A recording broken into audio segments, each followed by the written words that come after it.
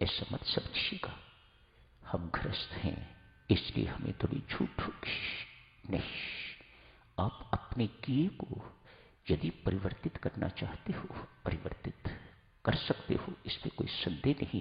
पर आपकी भक्ति बहुत प्रगाढ़ होनी चाहिए, अनन्य भक्ति, निष्काम भक्ति आपकी होनी चाहिए। तो परमात्मा को ये सब कुछ करने में कोई दिक्कत नहीं होती।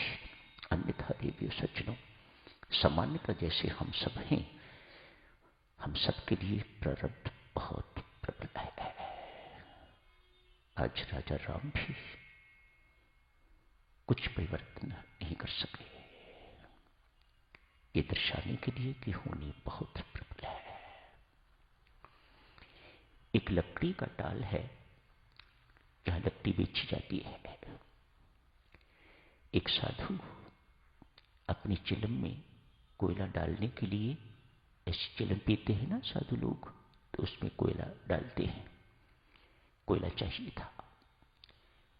कोयला मांगने के लिए उस व्यक्ति के पास गया। एक बालक बैठा हुआ था वहां। कहा, बाबा थोड़ी देर इंतजार करो, इस सारे टाल को आग लगने वाली है, जितनी मर्जी आग ले लेना, जितने मर्जी कोयले ले लेना। देखते ही देखते सारी की सारी लकड़ी जल के राख हो गई, मानो कोयले ही कोयले हैं। साधु कोयला तो उठाना भूल गया। उस बालक के पास गया, जाके कहा, तुम्हें पता था कि इसे आग लगने वाली है, तूने पहले प्रबंध क्यों नहीं किया बचाव का? क्यों फायर ब्रिगेड इत्यादि नहीं बुलाए? क्यों पानी का प्रबंध नहीं किया? क्यों रेत इत्यादि का प्रबंध नहीं किया, ताकि ये डिजास्टर न होता? बालक कहता है, महात्मन क्षमा करें, इसका उत्तर मैं नहीं दे पाऊंगा। अमुक नदी के किनारे मेरे गुरु महाराज बैठे हुए हैं, उनके पास जाओ, वे तुम्हें उत्तर देंगे। पूछता पूछता साधु उनके पास पहुंच गया है। उन्हें जाके सारी घटना सुनाता है। उस संत ने कहा, महात्मन थोड़ी देर इंतजार करो,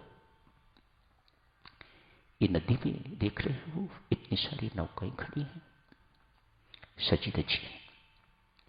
राजा आएंगे, उनका परिवार आएगा, मंत्री महोदय इत्यादि भी आएंगे। ये नावें चलेंगी, मध्य तक ही मुश्किल से पहुंचेंगी, सारी की सारी नौकाएं डूब जाएंगी। एक और अचंभित करने वाली बात सुन ली। ऐसा ही हुआ देवियों सज्जनों। राजा साहब आए हैं, उनका सकल परिवार आया है, मानो पूरे का पूरा परिवार नष्ट होने जा रहा है। राज परिवार, आगे कोई नहीं, पूरे का पूरा परिवार है। कुछ एक मंत्री भी है, 2, 4, 5 जितनी भी नौकाएं सजी हुई थी सब में बैठ गए, सबके सब खत्म। साधु ने इन संत महात्मा को पकड़ा। कैसे संत महात्मा हो आप? आपको पता था कि ये घटित होने वाला है, आपने राजा को रोका क्यों नहीं? पूरे का पूरा परिवार आपने नष्ट करवा दिया, पापी हो आप, इत्यादि इत्यादि जो कुछ भी वह साधु अपनी समझ के अनुसार कह सकता था कहा। साधु के कंधे पर हाथ रखा, कहा, महात्मन 1 सप्ताह के बाद तेरी मृत्यु है। जहां बैठे हुए हो दाहिने हाथ पर लगभग 10 किलोमीटर की दूरी पर एक पेड़ है, उस पेड़ के नीचे तेरी मृत्यु होगी 1 सप्ताह के बाद, रोक लो। तुम मेरे से पूछते हो ना कि क्यों नहीं रोका, बालक से पूछते थे कि क्यों नहीं रोका। तुझे 1 सप्ताह पहले बता रहा हूं, 1 सप्ताह के बाद तेरी मृत्यु है उस पेड़ के नीचे 10 किलोमीटर टुवर्ड्स राइट। तो अपनी मृत्यु से अपने आप को बचा के देखो,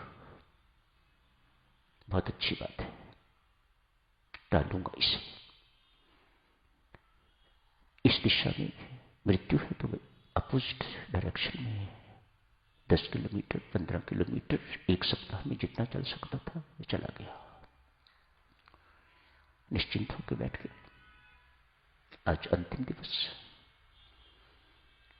एक पेड़ के नीचे निश्चिंत होकर विश्राम कर रहा है। किसी प्रकार की कोई चिंता नहीं। वह संत छूटा, मैंने अपनी मृत्यु टाल दी, टल जाएगी। कहते हैं साधक चलो, विश्राम करते हुए वहां पर कुछ एक डाकू डकैती करके आए। अंधेरा था, बंटवारा करने लगे। थोड़ा सा सवेरा हुआ, देखा एक व्यक्ति यहां है और हमारे अतिरिक्त जिसने हमें देख लिया है, ये पुलिस को शिकायत करेगा, ये हमें पकड़वा देगा, इत्यादि इत्यादि। उसे अपने घोड़ों पर बिठाया। बिठा के, अब सच मानो ये मनगढ़ंत किसी कहानीकार की कहानी नहीं है, ये जो हर एक के साथ घटित होता है वह है। ठीक उसी पेड़ के नीचे आके उसे धड़ाम से नीचे घोड़े से गिराया। उसी पेड़ के नीचे उसकी मृत्यु हो गई। होने को कौन डाल सकता है? होने को वही डाल सकता है जिसने ये अपनी प्रारब्ध रची है। और प्रारब्ध, आप कहते हो ना, अपनी प्रारब्ध के बनाने वाले आप हो, अपनी प्रारब्ध को बिगाड़ने वाले आप हो, अपने प्रारब्ध को परिवर्तित करने वाले भी आप ही हो। बशर्ते कि कुछ आप उपाय करो, बातों से नहीं, प्रगाढ़ भक्ति की आवश्यकता है। सीताराम सीताराम सीताराम कहिए, जाहि विधि राखे राम, ताहि विधि रहिए। तो यही समाप्त करने की इजाजत दीजिए।